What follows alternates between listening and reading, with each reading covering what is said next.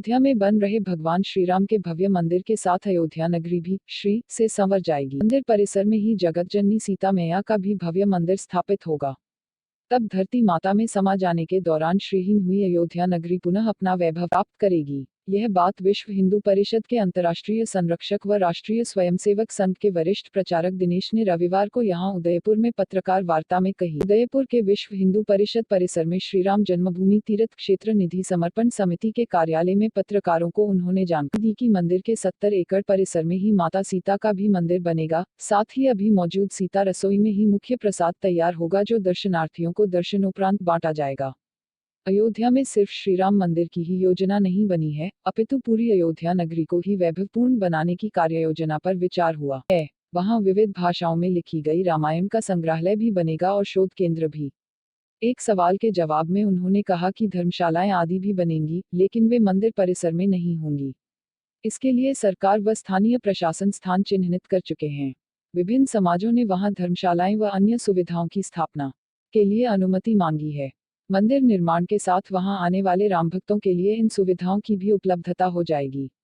मंदिर परिसर में अधिकृत कार्मिकों के अलावा किसी को भी रात को रुकने की अनुमति नहीं होगी। उन्होंने बताया कि मंदिर का पहला चरण 2.5 से 3 साल में पूरा करने का लक्ष्य है, जिसमें गर्भगृह और पेंजिल का कार्य शामिल है, ताकि इस चरण के साथ ही मंदिर में दर्शन का क्रम शुरू किया जा सके। दूसरी, तीसरी मंजिल व शिखर की पूर्णता अगले चरण के रूप में जारी रहेगी। उन्होंने कहा कि देश इतिहास लिखने जा रहा है। 492 वर्ष के संघर्ष में मंदिर के लिए 76 युद्ध लड़े गए। 77वां संघर्ष 1990 व 1992 में किया गया। लंबी कानूनी लड़ाई रही और 9 नवंबर 2019 को माननीय उच्चतम न्यायालय के फैसले ने मंदिर निर्माण की राह प्रशस्त की। उन्होंने कहा कि करोड़ों देशवासियों की अटूट श्रद्धा के केंद्र भगवान श्रीराम के भव्य मंदिर के लिए नगरवासी, ग्रामवासी, गिरवासी, द्वीपवासी, तटवासी, हर समाज, हर वर्ग का योगदान रहे। इसी विचार को मंदिर निर्माण के लिए निधि समर्पण अभियान मकर संक्रांति के साथ 15 जनवरी से शुरू हो रहा है। कोरोना काल में उत्पन्न आर्थिक स्थितियों के मद्देनजर एक सवाल पर उन्होंने कहा कि समर्पण भाव से हमारा समाज युगों से परिपूर्ण है। उन्होंने कहा कि समिति के कार्यकर्ता सभी के पास पहुंचेंगे, यहां तक कि विरोधियों के पास भी पहुंचकर समर्पण का आग्रह किया जाएगा।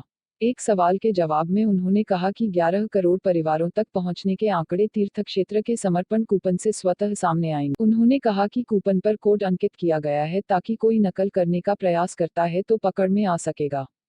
इस अभियान में जुटे कार्यकर्ता दिन भर में जमा राशि रात को अपने पास नहीं रख सकेंगे। साथ ही अभियान में कोई भी अकेला किसी के घर नहीं जाएगा।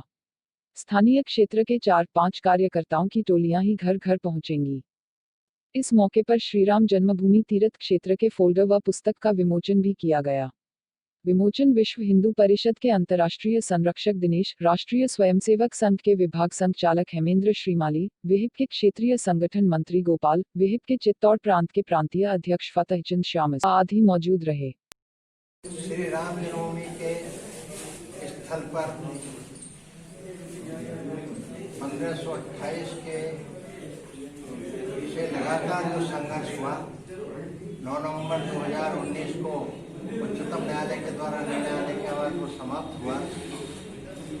पूरा मास्टर प्लान 70 एकड़ भूमि का, जिसमें 6 एकड़ में राम मंदिर का निर्माण, शेष परसों में 20 से अधिक परियोजनाएं, उसमें से 500 वर्षों के अंदर बलिदान 4 लाख से अधिक उनके शहीदी स्मारक, जितने भी भारत में और विश्व में महर्षि वाल्मीकि से लेकर के जितने रामायण उनका संग्रहालय, उसमें शोध कार्य तथा जो त्रेता युग का एक अच्छे खासे एकड़ों में जमीन में वह उस समय का बनने वाला अक्षरधाम की तरह से वहाँ पर जितने भी और सीता माता का मंदिर बनेगा और भी सब व्यवस्थाएं होंगी। बड़ी अच्छी योजना, लंबी योजना, उस सब कार्य को दृष्टि में ध्यान में रख करके और ये बात ध्यान में रख करके कि यह मंदिर लाखों मंदिरों में जो भारत है उसमें नहीं, तो ये श्री राम जन्म की धरती पर मंदिर निर्माण का है। 500 वर्षों के संघर्ष के बाद का मंदिर होने के बाद भी वहाँ दिव्य भव्य स्वरूप देना है।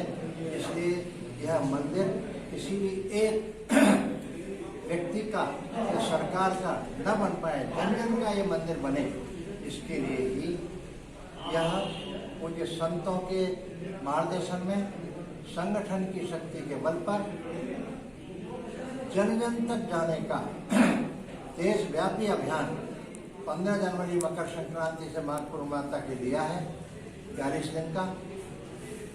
पूज्य संत शक्ति संगठन शक्ति के बल पर समाज शक्ति को जगाना, झुग्गी झोंपड़ी में रहने वालों से लेकर के भवनों तक पहुंचकर किसी भी जाति के होंगे, कोई भी व्यवसाय करने वाले होंगे, कोई भी मत पंथ संप्रदाय धर्म के होंगे, किसी भी राजनीतिक दल के होंगे, घोर विरोधी भी होंगे, तो भी उन तक पहुंचकर